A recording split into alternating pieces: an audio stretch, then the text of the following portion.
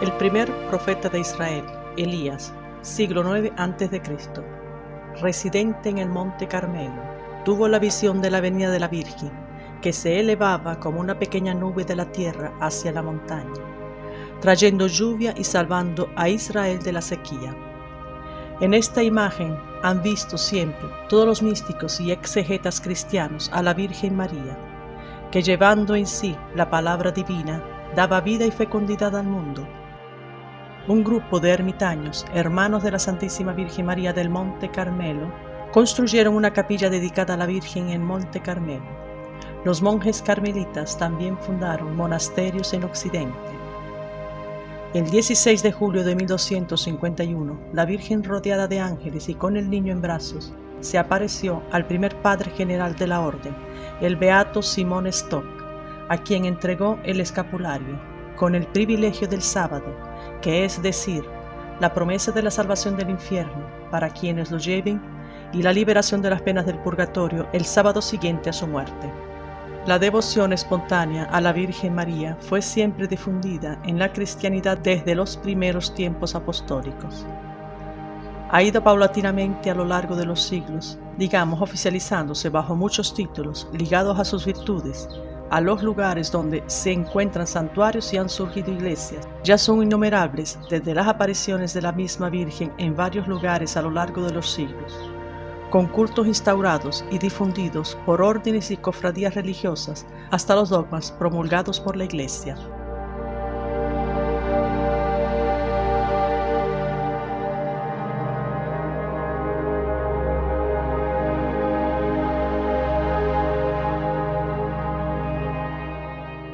María encarna muchas de esas virtudes y títulos, profundizadas a lo largo de los siglos en la Iglesia de Oriente y Occidente, con célebres concilios y estudios específicos, hasta el punto de dar lugar a una terminología y una ciencia, la Mariología, y que además de los grandes cantores de María en el ámbito de la Iglesia, ha inspirado una poesía elevada también a los laicos. Cito para todos el gran Dante Alighieri, que en su oración de San Bernardo a la Virgen, en el canto 23 del Paraíso de la Divina Comedia, expresa poéticamente los más altos conceptos de la existencia de María, concebida por Dios en el plan de la salvación de la humanidad desde el principio del mundo. Virgen Madre, hija de tu Hijo, humilde y superior a una criatura, término fijo del consejo eterno, tú eres el que es la naturaleza humana, ennobleciste sí, que su factor no desdeñó hacerse él mismo su factura. Pero el culto mariano tiene en sus raíces el único caso de la humanidad en los siglos anteriores a su mismo nacimiento, porque el primer profeta de Israel, Elías, en el siglo IX a.C., residente en el monte Carmelo, tuvo la visión de la venida de la Virgen, que se elevaba como una pequeña nube de la tierra hacia el monte, trayendo una lluvia providencial, salvando así a Israel de la sequía devastadora. En esa pequeña nube, como una mano humana, todos los místicos y exegetas cristianos han visto siempre una imagen profética de la Virgen María, que llevando en sí la palabra divina, dio vida y fecundidad al mundo. La tradición cuenta que incluso antes del cristianismo, los ermitaños se retiraban al Monte Carmelo, que en su lengua original se llama Carmel, y significa jardín paraíso de Dios. Cerca de la fuente del profeta Elías, luego los ermitaños continuaron viviendo allí incluso después del advenimiento del cristianismo, y hacia el 93 un grupo de ellos,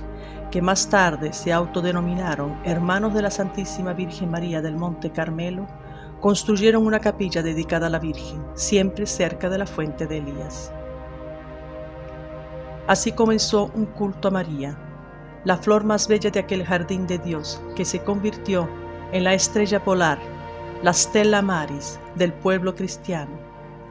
y en el Carmelo, que es una cadena montuosa que se extiende desde el Golfo de Haifá en el Mediterráneo hasta la llanura de Esdrelón, mencionada varias veces en la Sagrada Escritura por su vegetación, belleza y fertilidad, continuaron viviendo los ermitaños hasta que, en la segunda mitad del siglo XII,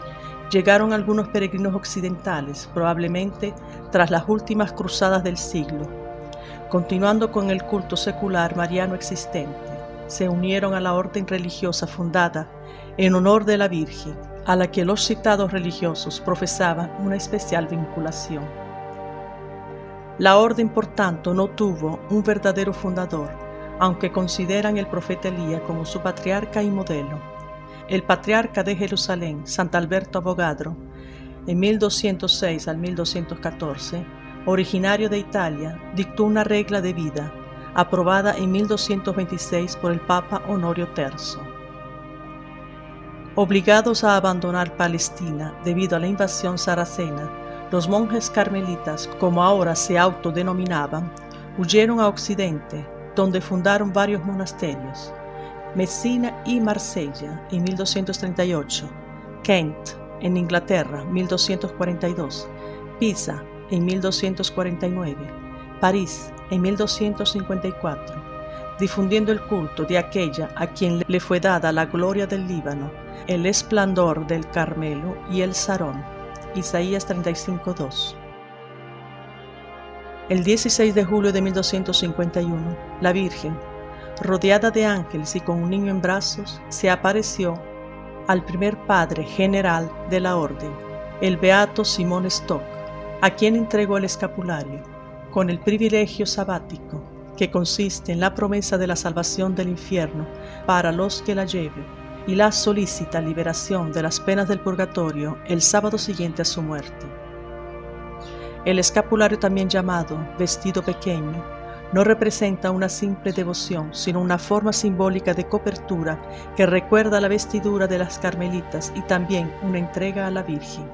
para vivir bajo su protección y finalmente una alianza y una comunión entre María y los fieles. El Papa Pío XII afirmó: quien lo lleva está asociado más o menos estrechamente con la orden carmelitana, añadiendo cuántas buenas almas, incluso en circunstancias humanamente desesperadas, debieron su conversión suprema y su salvación eterna al escapulario que llevaban puesto. Cuántos además en los peligros del cuerpo y del alma han sentido, gracias a ella, la protección maternal de María. La devoción al escapulario ha hecho derramar ríos de gracias espirituales y temporales sobre el mundo entero.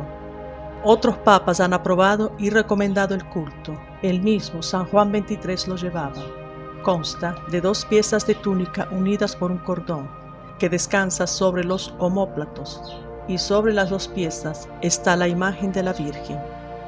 En el siglo de oro de las fundaciones de las principales órdenes religiosas, es decir, el siglo XIII, el culto de la Virgen María tuvo muy válidos propagadores: los franciscanos, 1209, los dominicos, 1216, los carmelitas, 1226, los agustinos, 1256, los mercedari, 1218, y las siervas de María, 1233, a las que se suman otras órdenes y congregaciones de los siglos siguientes, constituyendo una perenne alabanza a la Madre y Reina común. La orden carmelita, que partió del Monte Carmelo en Palestina, donde actualmente se encuentra el gran monasterio carmelita Stella Maris, se extendió por toda Europa, conociendo en el siglo XVI la obra reformadora de los grandes místicos españoles Juan de la Cruz y Teresa de Ávila, por lo que hoy los carmelitas se dividen en 2 familias: los descalzos o teresianos, frutos de la reforma de los 2 santos, y los sin adjetivos o de la antigua observancia. En la orden carmelita florecieron figuras excepcionales de santidad, mística, espiritualidad de clausura y martirio. Mencionamos algunos: Santa Teresa de Ávila, 1582, doctora de la Iglesia; San Juan de la Cruz, 1591, doctor de la Iglesia; Santa María Magdalena de Pazzi, 1607; Santa Teresa del Niño Jesús, 1897, doctora de la Iglesia; Beato Simón Stock, 1265; San Ángel, mártir en Sicilia, 1225; Beata Isabel de la Trinidad Catés, 1906; San Raffaele Kalinowski, 1907; Beato Tito Brandsman, 1942; Santa Teresa Benedicta de la Cruz, Edith Stein, 1942, Sor Lucía, la vidente de Fátima, etc. La iglesia y los santuarios están dedicados a la Virgen del Carmen, como también se llama un poco en todas partes. Por las promesas hechas con el escapulario, también se honran como la Virgen del Sufragio, y a veces se la representa extrayendo de las llamas de la expiación purificada almas en el purgatorio. Particularmente en Nápoles es venerada como Santa María la Bruna, porque su icono, muy venerado especialmente por los hombres del santuario del Carmen Mayor, tan ligado a los acontecimientos del siglo XVII de Massaniello, crecido a su sombra, es de color oscuro y quizás la imagen más antigua conocida de la Virgen del Carmen. Durante todos los siglos dedicados a su devoción, siempre se la ha representado con el niño Jesús en brazos y sobre su regazo teniendo el escapulario, y con la estrella sobre su manto, habitual de los iconos orientales para afirmar su virginidad. Su fiesta litúrgica es el 16 de julio, día en que, en 1251, se apareció al beato Simón Stock entregando el vestido pequeño. Dios los bendiga.